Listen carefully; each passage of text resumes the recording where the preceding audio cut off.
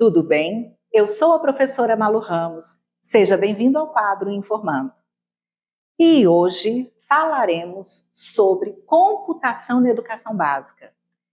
Pois, quando falamos em computação e educação, é comum pensar em escolas com computadores, acesso à internet, estudantes aprendendo a manusear tecnologias e estudando programação. Mas, na verdade, computação como ciência envolve muito mais que equipamentos, serviços, softwares e suas aplicações. É responsável pelos avanços nas mais diversas áreas e pelas transformações da sociedade moderna. Este é o tema do nosso episódio de hoje.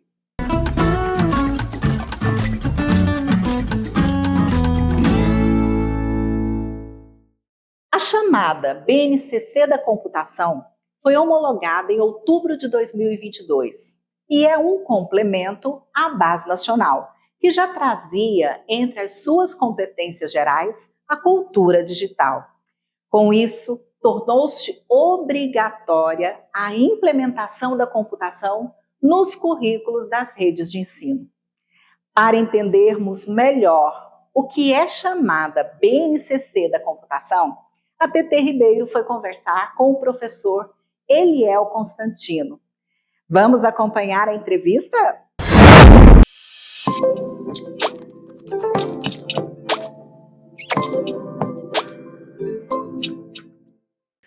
A BNCC da computação, então, é uma novidade para muitos professores, né? Porque é um conjunto de habilidades e competências que precisam ser desenvolvidas nos estudantes brasileiros ao longo da educação básica. Qual a importância desse complemento no currículo da educação básica e em que isso vai contribuir para o desenvolvimento dos estudantes, professor? Você viu, né? Eu já falo oi e já entro aqui na pergunta para a gente aproveitar o tempo. Bem-vindo. Olá, TT. Olá, pessoal que nos ouve. Muito bom estar aqui com vocês, mas vamos lá.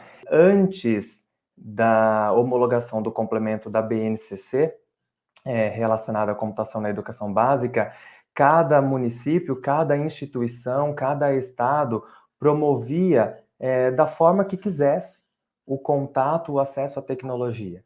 Muitas vezes esse contato, esse acesso era limitado ao uso da máquina e não ao aproveitamento de todos os contributos, de todas as contribuições da ciência da computação, como área do conhecimento, no ato de resolver problemas, de formular problemas, de identificar padrões, no ato de organizar dados, reconhecer dados, né, no ato de desenvolvimento cognitivo dos estudantes. E o complemento, ele faz isso. Ele chega para nós, estabelece um padrão, uma orientação para todas as escolas, todas as secretarias, todos os municípios. Ele traz para nós quais são as habilidades que precisam ser desenvolvidas durante o percurso formativo das crianças e dos adolescentes, ali da educação infantil até o ensino médio. Então ele traz essa equidade, garantindo que as premissas e que também as competências que estão ali preconizadas sejam, de fato, trabalhadas em toda a educação básica. E a contribuição disso é que nós podemos, então, promover nos nossos estudantes o desenvolvimento de um pensamento que não se pauta somente numa tentativa e erro, mas de um pensamento analítico, um olhar para uma análise de dados, um pensamento crítico, um pensamento lógico, um pensamento que estrutura as ideias e a forma como eu resolvo problemas. E a resolução de problemas, ela está muito presente na BNCC. Como que eu desenvolvo essa ação cognitiva no meu estudante? Aí a computação, ela vem nos apoiar com isso, né? Porque ela traz para nós uma estratégia de como organizar o pensamento para resolver problemas. E uma dessas estratégias é o pensamento computacional, que é o grande nome, o grande tema envolvido quando nós falamos de BNCC computação. A BNCC da computação está estruturada em 3 eixos, né?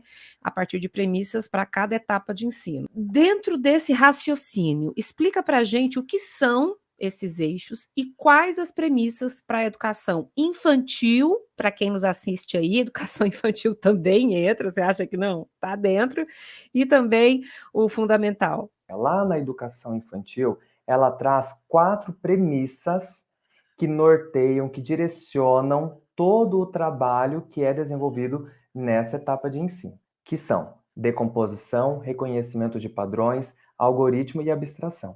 E se nós observarmos as 4 premissas presentes na BNCC Computação para a educação infantil, são esses 4 pilares.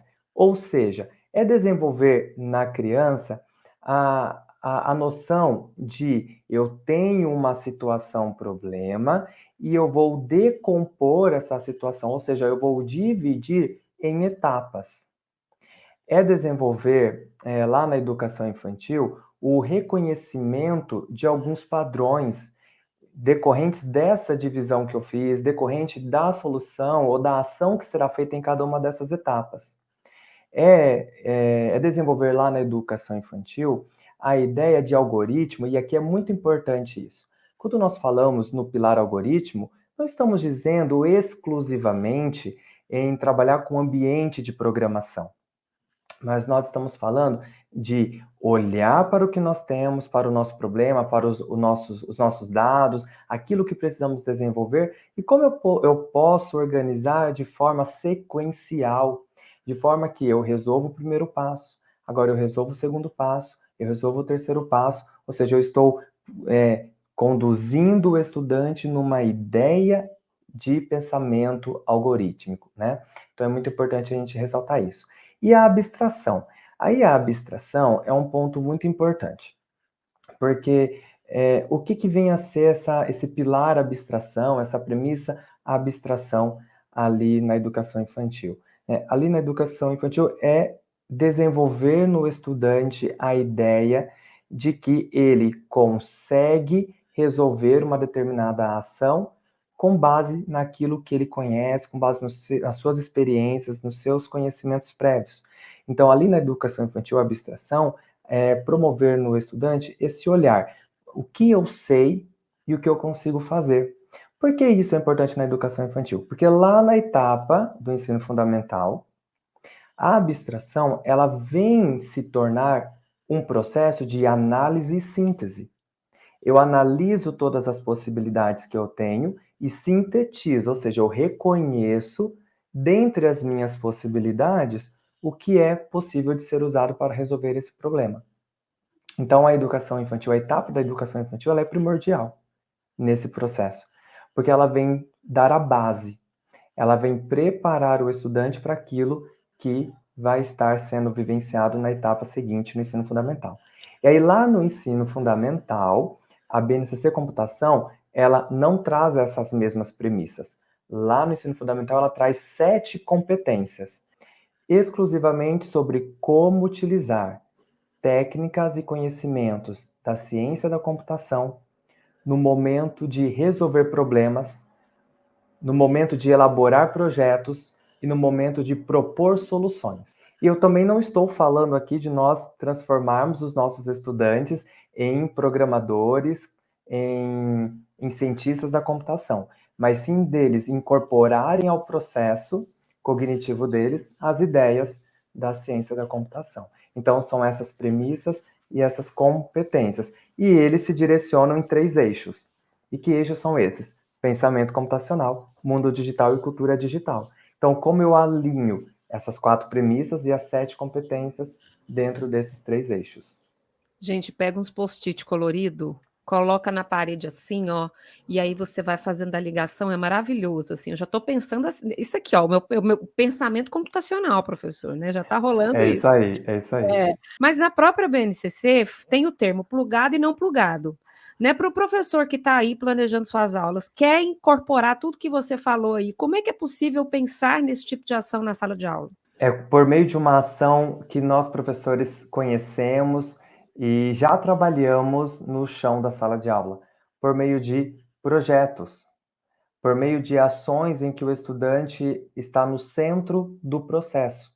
E aí as metodologias ativas, elas vêm nos apoiar nesse momento de desenvolvimento curricular, quando a gente olha para aquelas habilidades que estão preconizadas no complemento da BNCC. Aqui é muito importante nós vincularmos a nossa prática exatamente com os eixos lá da base computação. Vou trazer alguns exemplos para nós. O primeiro eixo que traz na base é o pensamento computacional, né? E aqui nós precisamos reconhecer e entender que pensamento computacional é uma estratégia de organização do pensamento pautado nos fundamentos da computação. Que fundamentos são esses? As premissas que eu mencionei. Então, para isso, eu preciso trabalhar com ambiente digital? Não, eu posso trabalhar num ambiente que não é digital. Vou exemplificar para nós. Lá no terceiro ano, tem uma habilidade no complemento da BNCC que é associar a ideia de verdadeiro ou falso como respostas, como retorno às sequências lógicas. Então, o estudante lá do terceiro ano do ensino fundamental, ele em algum momento terá que ter essa experiência para fomentar, para desenvolver essa habilidade. Eu posso elaborar um jogo de perguntas e respostas, em que o estudante ele irá criar essas perguntas, já tem uma ideia aqui de organização do pensamento, porque não é qualquer estrutura que ele vai utilizar nessa pergunta, e numa interação com a turma, num jogo em que um pergunta e todos precisam levantar uma plaquinha de verdadeiro ou falso, por exemplo, eles estão trabalhando com essa habilidade, ou seja, de forma desplugada. E aí eu posso, nesse mesmo jogo, trazer o eixo mundo digital. O que é o eixo mundo digital? É o eixo que fala sobre as interfaces computacionais, sobre como entender o mundo digital, as interfaces, onde eu clico, onde eu não clico. Poderia ser perguntas sobre o mundo digital ali. E eu poderia também trazer perguntas do terceiro eixo, que é a cultura digital. O que é a cultura digital? Cidadania e segurança digital. Ou seja, o que eu não posso fazer pessoalmente, eu também não posso fazer no mundo virtual. Eu não posso ofender o colega. Esse é um exemplo básico de que não há necessidade de termos ambientes digitais disponíveis, um laboratório de informática, computadores de última geração, para nós desenvolvermos na prática o complemento da BNCC.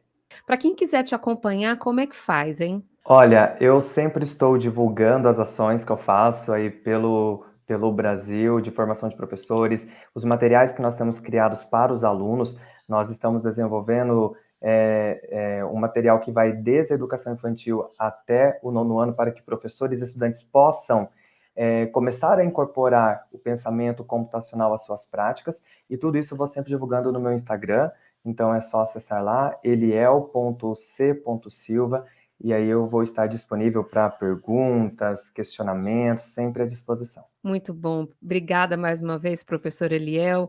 Malu, quanto aprendizado, hein? Agora é colocar em prática, colegas professores. Estamos de volta com você aí. Até o próximo Informando com mais um assunto super bacana. Obrigada, professor Eliel, por sua participação. E a você também, TT, pela entrevista. E se você quiser ler a BNCC da computação, é só apontar a câmera do seu celular para o QR Code que aparece aqui ao lado. E aí, gostou desse programa? Quer assisti-lo novamente? É só acessar a playlist do Informando no canal Conexão Escola no YouTube.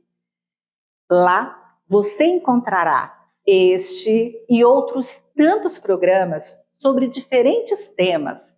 E eu recomendo também os episódios 55 e 56, que tratam do pensamento computacional.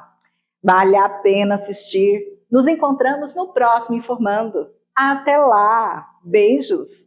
Tchau, tchau!